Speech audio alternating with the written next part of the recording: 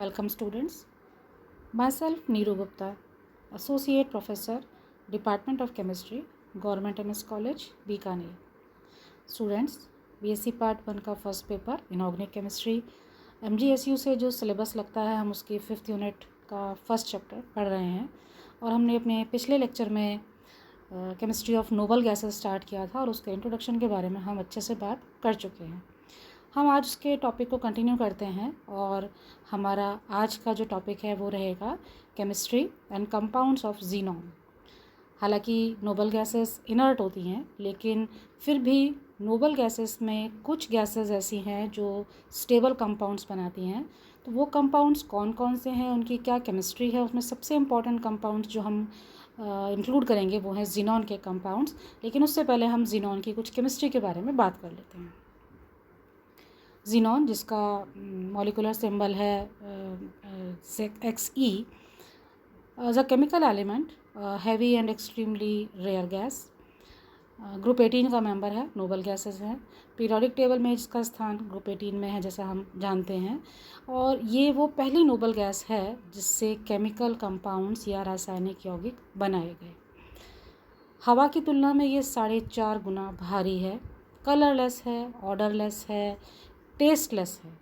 और जो solid xenon होती है वो क्यूबिक, अगर हम उसका क्रिस्टल स्ट्रक्चर देखें तो वो फेस सेंटर्ड क्यूबिक होता है और ये इंडिकेट करता है कि ये एक सिंगल एटम से बनी है जिसमें मॉलिक्यूल्स सिंगल एटम से जुड़कर बनते हैं।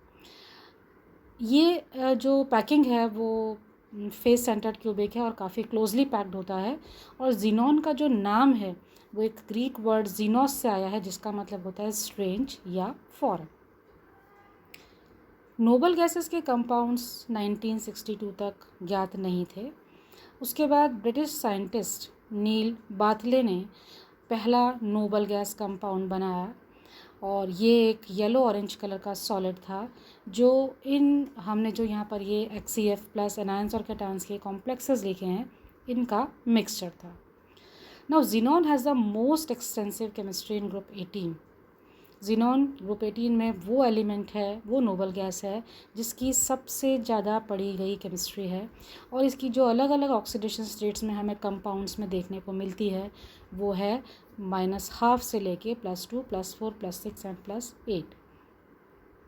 Since the discovery of noble gas reactivity, xenon compounds including halides, oxides, oxyfluorides, oxosalts and numerous covalent derivatives with a number of compounds covalently bonded to other polyatomic ligands have been synthesized and structurally characterized.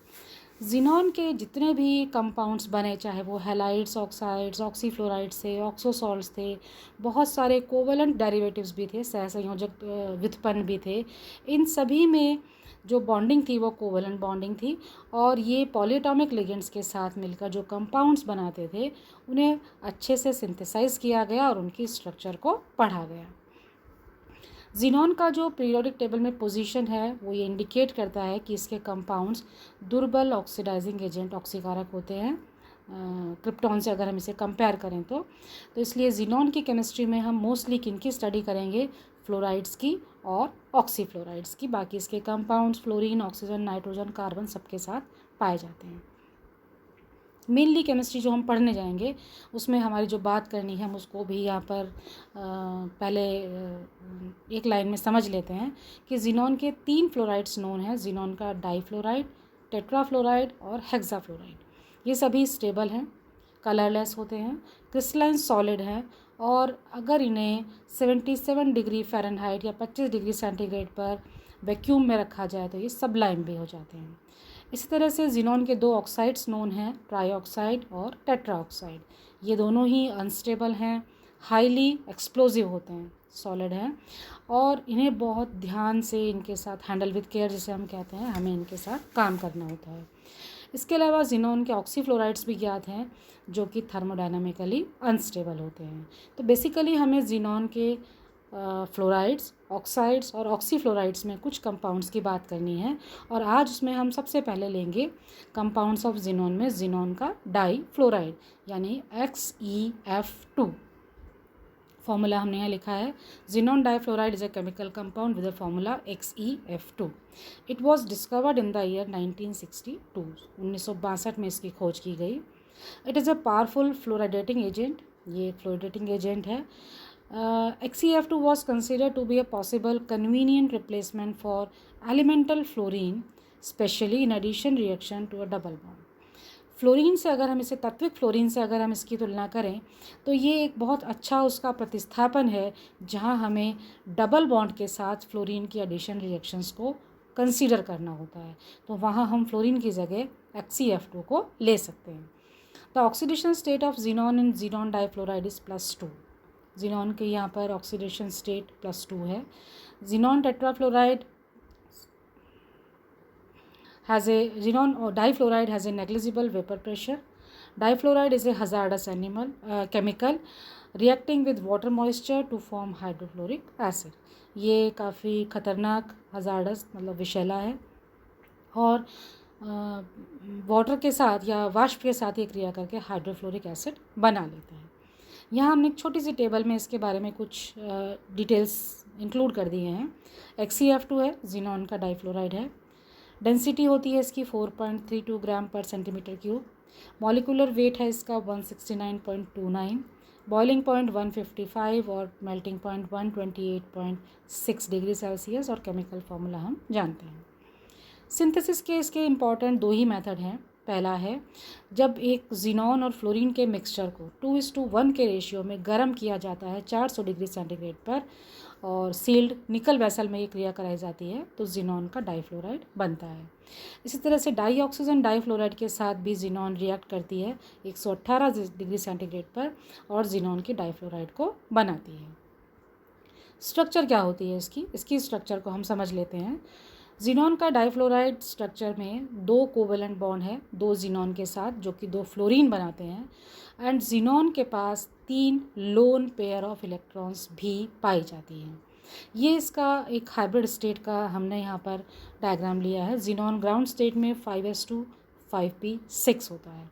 Excited state में 5p से एक electron कहाँ चला गया, 5d में, और अब जो हमें हाइब्रिड स्टेट मिली वो है sp3d।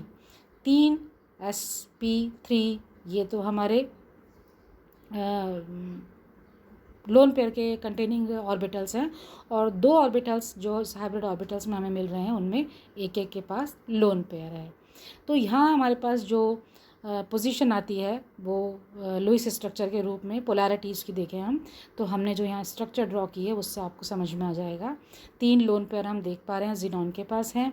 फ्लोरीन अपने एक इलेक्ट्रॉन के साथ एक xenon के साथ कोवेलेंट बॉन्ड फॉर्म करती है और एक लीनियर स्ट्रक्चर हमें प्राप्त होती है। ये इसका स्ट्रक्चरल फॉर्मूला है।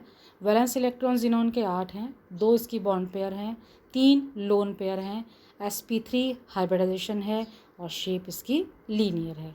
तो इस तरह से हम xenon की स्ट्रक्चर को हाइब्रिडाइजेशन के आधार पर समझा सकते हैं। यहाँ हम इसकी कुछ और फिज़िकल प्रॉपर्टीज़ को देख लेते हैं। ऑर्डर होती है नॉजिएटिंग, मतलब इसको सूंघने से ऐसा लगेगा जैसे उबकाई आती है या वॉमिट फील होता है। अपीयरेंस देखने में ये वाइट सॉलिड होता है। कोवेलेंटली बॉन्डेड यूनिट 1 है।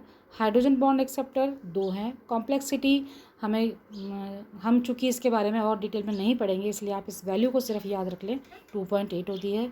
और सॉल्युबिलिटी इन वाटर तो हम देखते हैं ये इनसॉल्युबल है वाटर में। इसके कुछ यूजेस भी हम देख लेते हैं।